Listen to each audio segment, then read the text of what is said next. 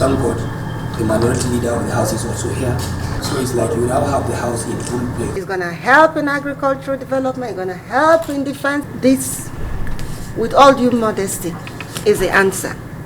We've come a long way, and we want to especially appreciate you because you came in with some of your members and you graciously and very gentlemanly asked us to give you a few minutes. The farmer in the village can be working for Bank of America and earning extra dollars if he's literate in this numeracy.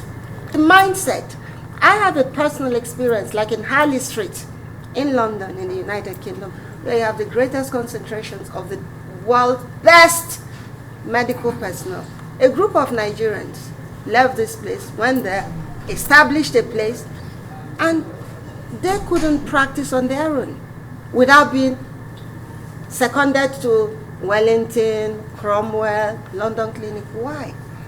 Because they did not have the demeanor of interaction, the eyeball to eyeball. That was not there. The educational vista was not all-encompassing. So we want to bring everyone on board. The politicians, you, the honourable members, with your 360 membership, you're going to reach every nook, cranny, corner of this nation. I think we all would agree that when we learn, fear is the biggest obstacle that we face. If we're afraid of anything in the learning process, our brain shuts down, it stops working. And this is the single biggest reason that the majority of people who learn maths and who struggle with English never get beyond the lowest level.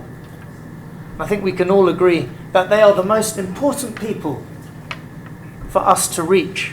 The majority who never get to the level where they can become members of society and flourish within society. They're the people we need to reach. In the discussions that we're about to engage in, when you are talking about basic numeracy and basic literacy, that is what fundamentally brought about the problem of Boko Haram insurgency, whereby the insurgents had a veritable and fertile ground to recruit unsuspecting youths into their fold and then unleash this havoc on the Nigerian society. And in the course of your brief, you said these your products will go a long way in trying to sort out this problem. So I really appreciate, but I want a demonstration. The cards ask maths questions, and each category asks them in a different way. So we don't learn our numeracy in a linear fashion, we learn it in a multilinear fashion. From the very beginning, we learn to be flexible in our numeracy.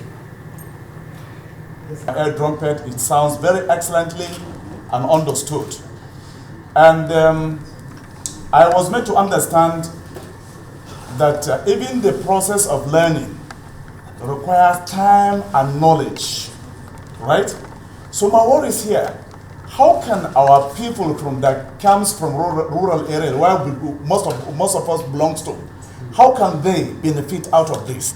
Because it requires time, it requires, process of learning, very deep one to understand.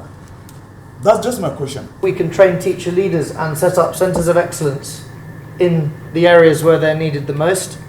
And in those centres of excellence, we train more teacher leaders. We send those teacher leaders into the schools of the area to teach them the new way that we're suggesting.